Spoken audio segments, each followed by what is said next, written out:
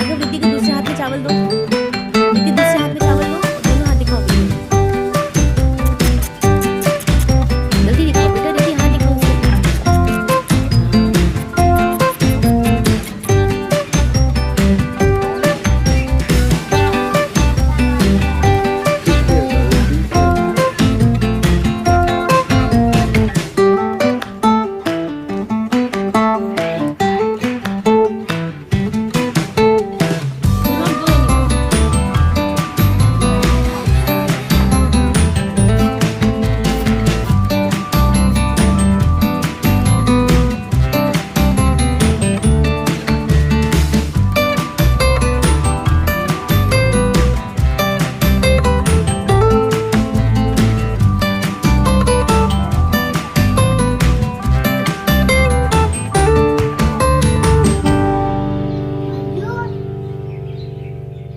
अरे भाई छोटा कर रहा हूँ।